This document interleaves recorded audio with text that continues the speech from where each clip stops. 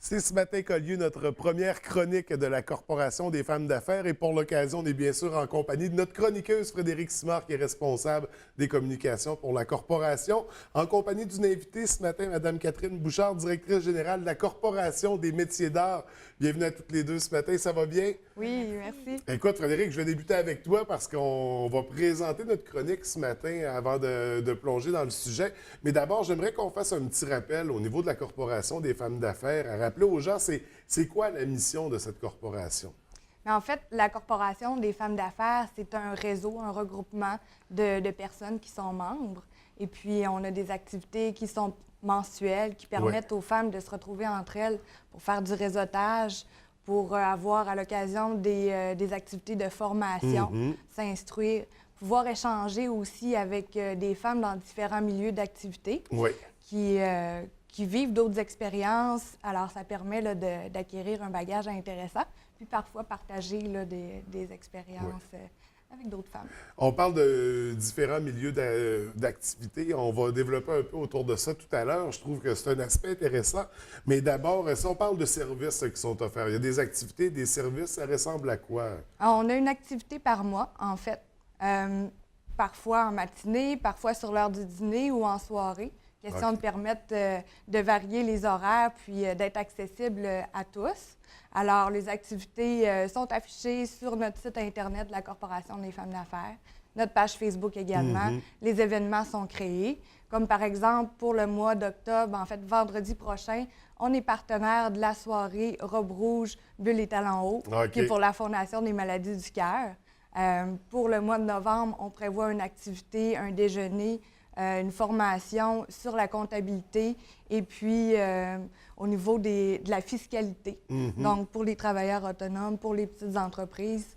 Puis, il y a toujours une partie réseautage aussi pendant nos activités. Oui. Donc, des belles activités qui sont proposées à tous les membres de la Corporation des femmes d'affaires. Nous, on va se rencontrer une fois par mois. On va faire un suivi de tout ça, rencontrer des personnalités, des femmes qui s'impliquent, qui ont bâti leurs entreprises. Quelle direction on va prendre là, au fil des chroniques? Bien, en fait, je vais vous en apprendre un petit peu plus sur différents services aussi qui sont offerts, comme par exemple le fonds d'appui en affaires aux femmes. Je vais avoir un invité aussi à chaque chronique pour démystifier certaines choses au sein de la corporation, des préjugés, par exemple, qui peuvent toucher, c'est ça, les femmes d'affaires.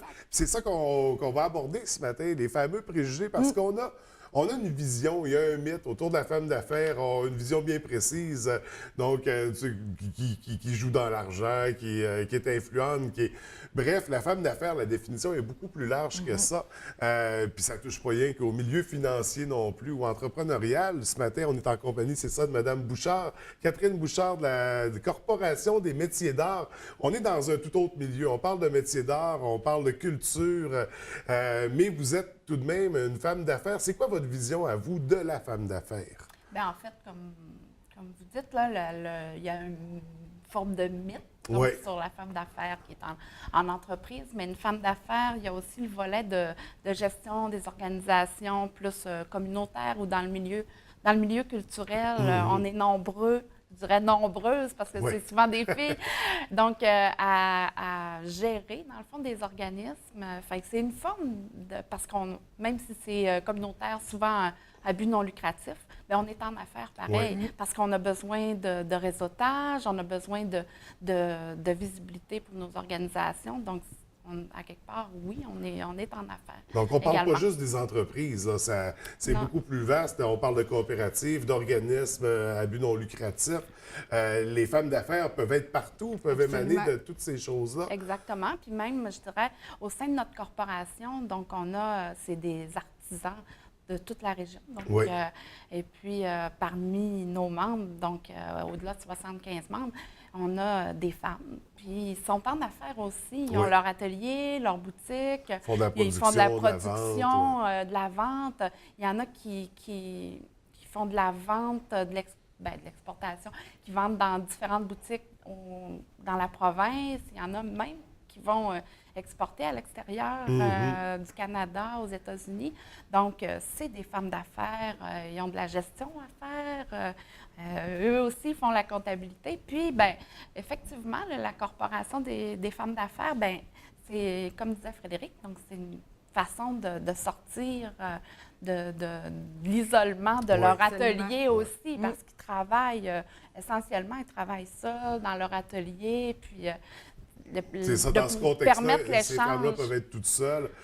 Puis ça permet justement un partage, puis d'aller rencontrer d'autres gens qui vivent les mêmes choses. On peut donner des conseils, des trucs, des astuces, puis parfois même juste jaser, puis se décharger d'une certaine pression qu'on peut subir.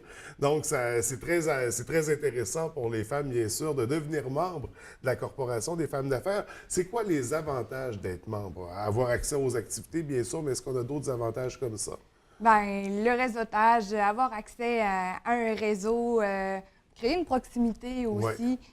C'est important d'avoir un réseau, je pense, dans le milieu des affaires. Puis quand on est membre d'une corporation, ben les liens se font plus facilement aussi. Oui, Donc, ça peut nous ouvrir d'autres opportunités puis des portes. Donc, les contacts, c'est ça pour tout ce qu'on a. Exactement. Le PR, là. Oui, tout à fait. Je trouve ça important de dire qu'au niveau du membership, je veux dire, les critères d'admission, c'est très large. Oui.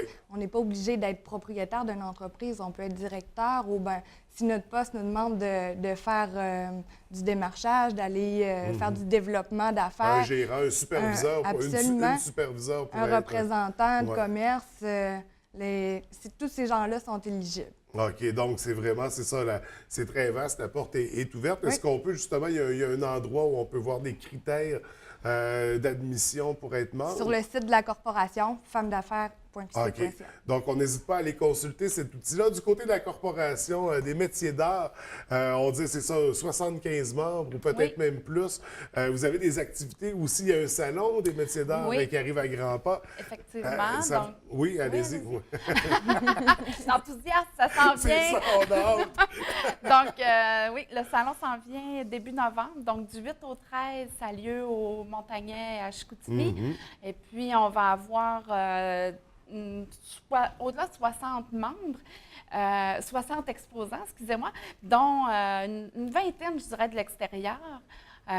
Cette année, ça va être la 36e édition. Oui. Et puis, donc, on a de toutes les matières possibles, toutes les familles de métiers. Puis, en ayant des exposants de l'extérieur à chaque année, ça nous permet de renouveler un peu pour éviter que les gens disent « Ah, c'est toujours pareil ». Donc, on a toujours des nouveaux artisans, puis il y en a qui reviennent. Donc, ça vaut la peine de venir à chaque année. Donc, voilà. C'est une nouvelle expérience d'une année à l'autre. Oui. Donc, amateur d'art, d'artisanat, amateur de... C'est à l'approche du temps des fêtes aussi, il est quand même tôt, mais d'habitude, fin octobre, on commence à en parler. C'est un bel endroit pour planifier ses cadeaux de Noël, même faire les achats, c'est intéressant. Puis, on a souvent des activités parallèles, là, donc... Il faudra surveiller la programmation. Vous allez en entendre parler également. Puis il y a une page Facebook pour l'événement. Exactement. Page Facebook qui va être particulièrement bien animée cette année. Donc, sinon, sur notre site Internet, il y a même une section qui est consacrée au Salon des métiers d'art parce que la corporation a différentes activités ou différents services pour ses membres. Puis, le principal, je dirais, la principale activité, donc, c'est le Salon des métiers d'art. Donc, on surveille ça de très près. On peut vous suivre sur Internet, sur Facebook, la Corporation des métiers d'art. Même chose pour la Corporation des femmes d'affaires. Donc, c'était notre premier rendez-vous ce matin. Est-ce qu'on sait déjà qu'est-ce qu'on va aborder à notre prochaine rencontre? Ou on laisse le temps, on laisse mûrir ça pour avoir je vais aborder probablement le sujet, en fait, le fonds d'appui qui est offert aux membres de la Corporation des femmes d'affaires. Excellent. Parler des activités qui s'en viennent. Donc, ça sera notre sujet du mois de novembre. Absolument. D'ici là, je vous remercie à toutes les deux d'être venues nous rencontrer ce matin. Je vous souhaite un beau Salon des métiers d'art, un beau mois, puis on se revoit en novembre pour discuter de tout ça. Merci.